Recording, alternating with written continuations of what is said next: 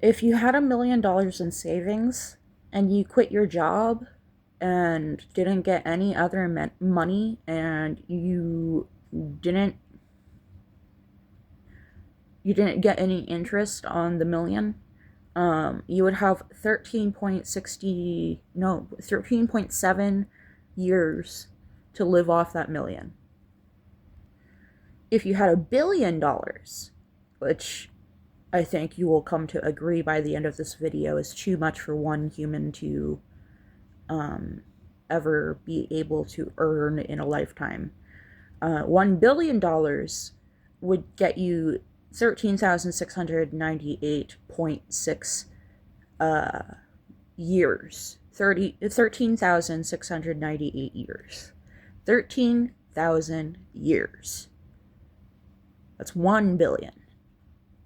Elon Musk has $834.7 billion. $834 billion. How many years, even if he was like earning $1 billion a year, let's say we could excuse that. That 834 billion dollars is more than he could earn in a lifetime, because most people don't live past 100, let alone 800. But let's just put it through the calculator real quick. 11,424,657.5 years. 11 million years. That's how much it would, if you spent the median amount, which is lower than the average. I know, but I feel like it's more realistic to use the median. If you look at the median in America right now, it's 73,000 a year. That's how much the average, the median household in America spends. So with $834 billion, elongated muskrat could for 1 year take care of 11,424,657 households in America. If every person in America gave $1 to Elon Musk, like if he started with zero and every person in America gave him just $1, he would only have $342.3 million. Why does he have 800 billion? What job is worth that much money? I'm trying to understand. Like, it just doesn't make sense to me that there are people starving in America. People who are freezing till they don't wake up in America.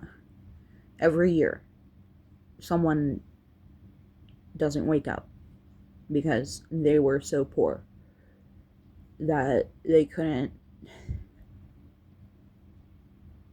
The poorer you get, the darker your lifestyle gets, and some people cannot manage their lifestyle temporarily enough to live in an evacuation center. I could get into the semantics of that in another video, but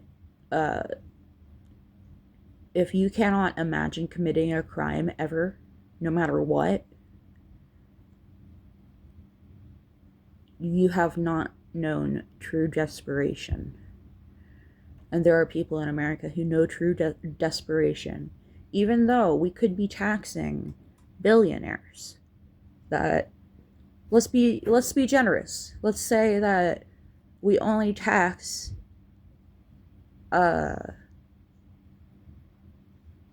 anything above 1 billion. So they can stay a billionaire, just not a multi-billionaire. There's about 1,000 billionaires in America. To be more specific, 935 billion. 935 billion. That is in itself so much money. That is, if they were all only owning 1 billion, how much collective wealth we could tap into if we tax people fairly. That if you make more than $1 million per year, I feel I feel like I feel like that's enough. Like, we can make exceptions, sure, but it would be exceptions. It would not be the norm. Like, if somebody has a kid who has a rare medical condition, and we are working with a privatized healthcare system, I could definitely see someone needing more than a billion a year. Or sorry, not more than a billion, more than 1 million per year. But I was an expensive kid. I started therapy when I was 3 years old, and I don't know how long my mom was paying out of pocket, but I know by 14 she was paying out of pocket. Um,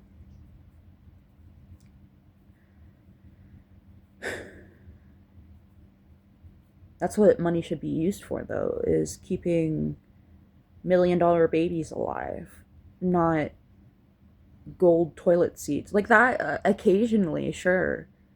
Like, yeah, let's make an art piece and then put it in a museum for everybody to see.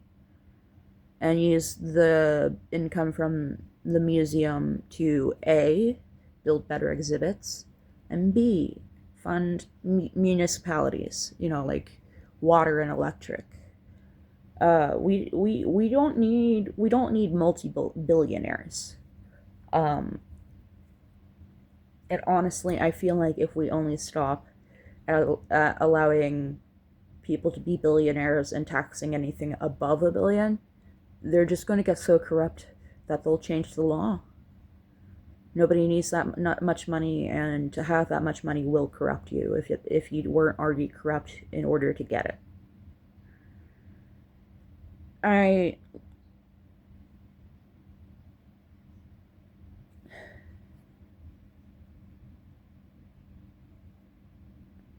There are 15 centibillionaires in the US who each hold a net worth of over $100 billion. The calculator gave up. How do you. I can't pronounce that number. This is how much we could have in taxes if just those 15 were taxed.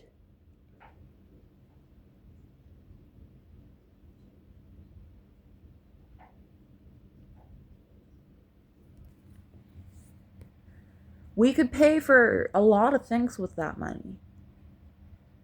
That's just focusing on billionaires. Let's see about millionaires.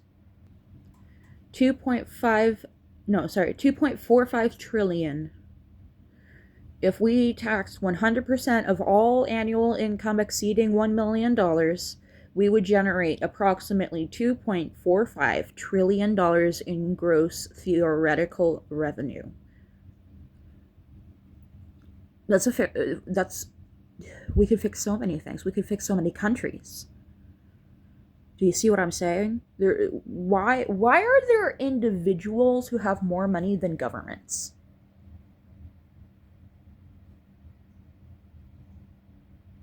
That just is. If I if I was reading a fictional novel, a fantasy novel, and it mentioned that as one of the details, I would, like, as in the exposition, I would say, I would be like, I'm calling it. There's going to be some sort of corruption by the and in this system by the end of the book, and it would be like foreshadowing for the evil that was about to unfold.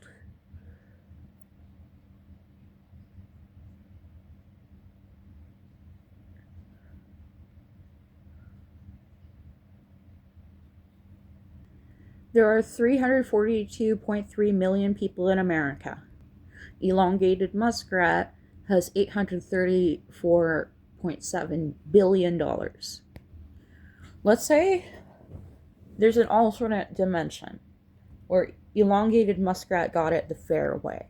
Let's say he set up a GoFundMe and he started with $0 and he asked each person in America, including homeless people and people who don't have income, every single person in America, he asked for $2,500. And they all said yes.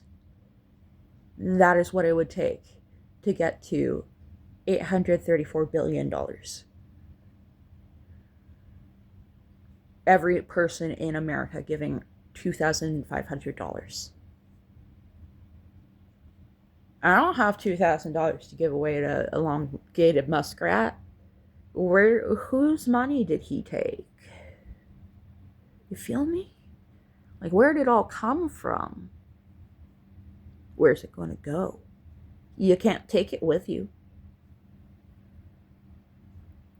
But when you go, we'll still be here. But millionaires are not the enemy. Millionaires, $1 million is only 12 years of median income, median expenditure. That's like someone who retired at 70. He paid. Let me look how much he would have to save per year. Let's say you started working when you're 15 years old and you retire at age 70. Most 70-year-olds that I know were working at 15. So let's say they started working at a really good job, just off the bat. And after inflation, no, wait, what?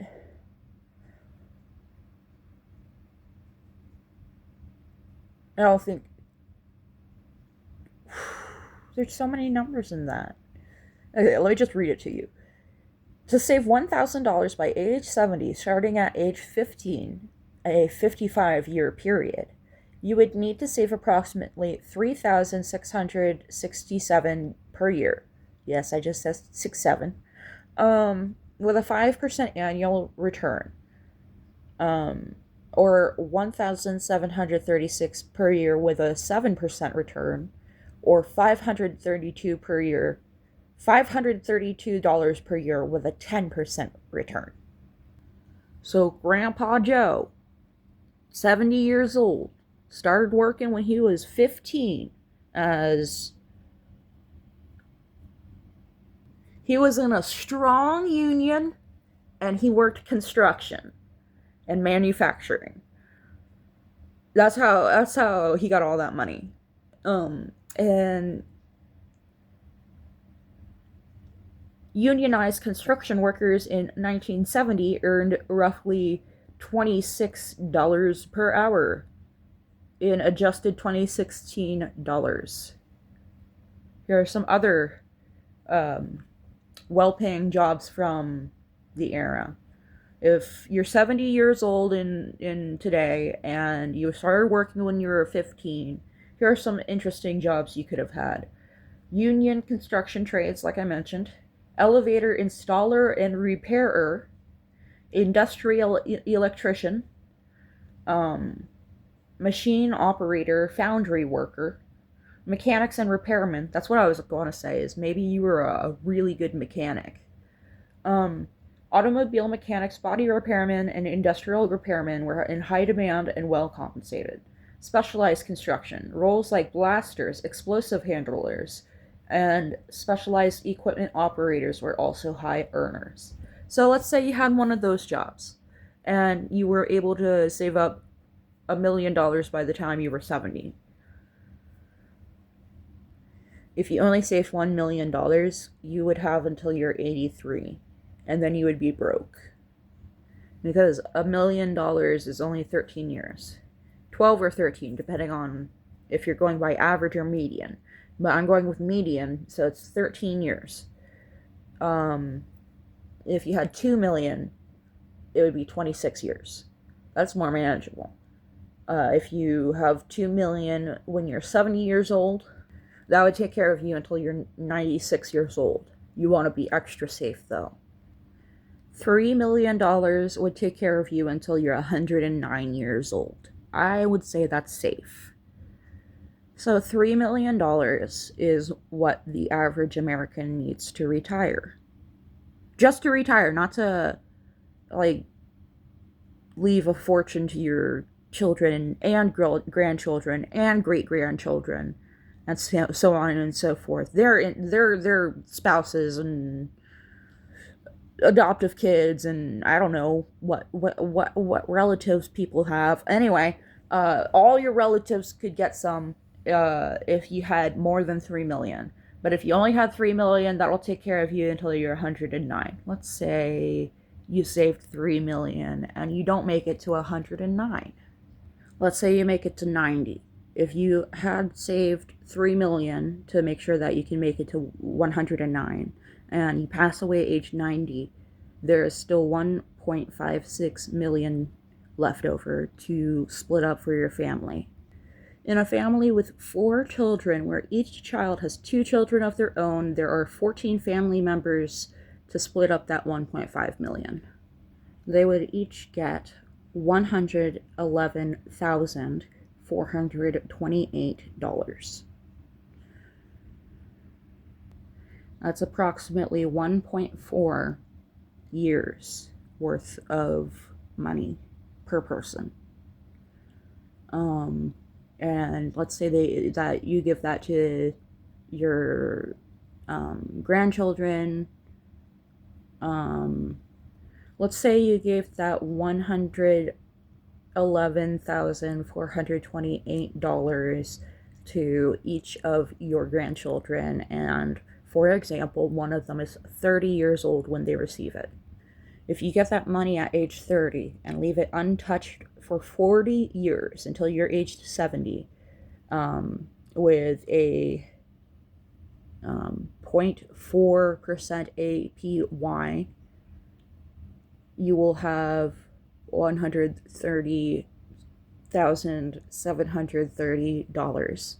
With a 4.0% APY, you would have $534,960 after 40 years. If you invest in the stock market, S&P 500, which has averaged roughly a 10% annual return since its inception, the growth is aggressive. You would have 5 million.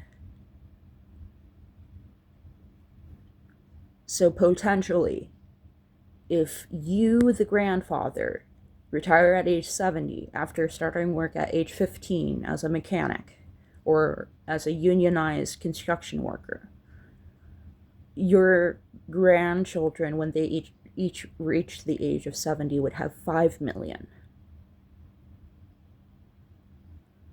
So we should all strive to have at least 1 million. But 1 billion, like I said earlier, that is a different beast. There are really only 2 choices in this matter. We tax the rich or we eat them.